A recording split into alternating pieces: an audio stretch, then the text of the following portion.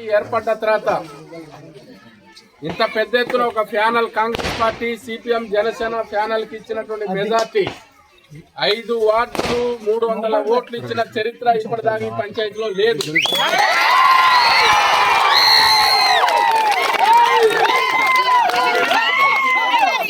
సర్పంచ్ గా గెలిచినటువంటి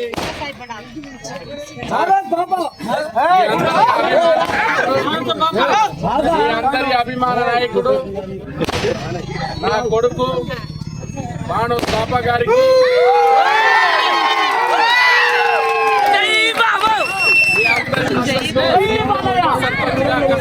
చరిత్రలో తొలిసారి అవరేజ్ నాగరాజు గారికి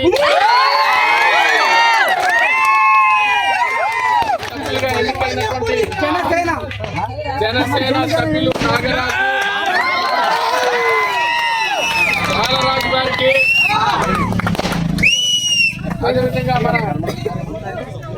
కాంగ్రెస్ సభ్యురాలు 5వ వార్డు అంటే నా వార్డు సొంతం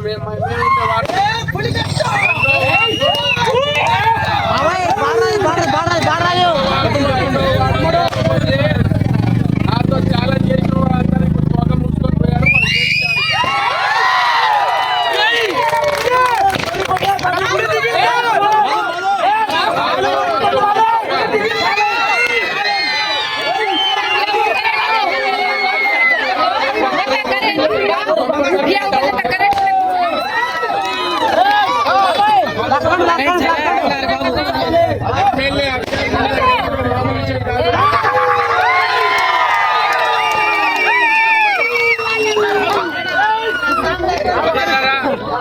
ఇదేదో గెలుపు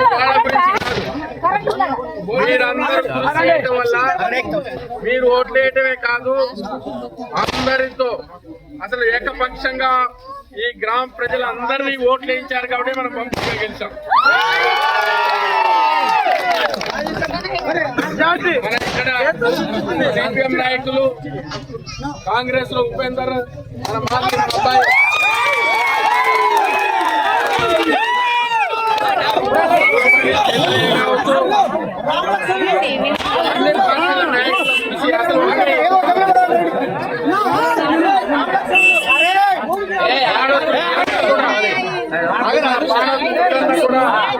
చేశాడు.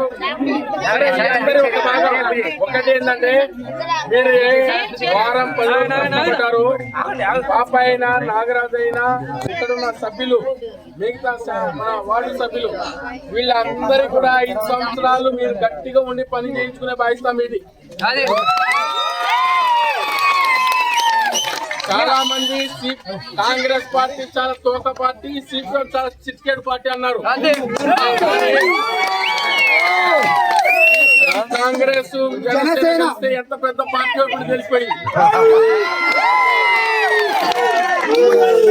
ఇదే మీటింగ్ ఇక్కడ కాంట్రాక్ట్ ఏం కాదు, మనోడు సేవకుడు.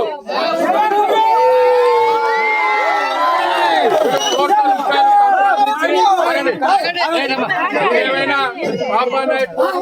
కాంట్రాక్ట్ చేసి కోట్లు సంపాదించి కాదు, మన ఊర్లో జరిగే కాంట్రాక్ట్ పనులన్నీ చేసి ఏమైనా దోపిడీ చేసినోడు కాదు. వాడు కష్టపడి ఈ ఊరిని బాగు చేయాలనుకుంటూ చేస్తాడు, రేపు కూడా చేస్తాడు. ఇది ప్రజా విజయం. ప్రజలు ఓట్లేసి గెలిపి ఇందులో సిపిఐ వాళ్ళు ఓట్లేసారు, నేను చెప్తున్నా, బీఆర్ఎస్ వాళ్ళు ఓట్లేసారు, అన్ని పార్టీలు వాళ్ళు ఏకాన్ముఖంగా ఏకపక్షంగా ఓట్లేశారు. కాబట్టి భారీ మెజార్టీ మండలం జిల్లాలోనే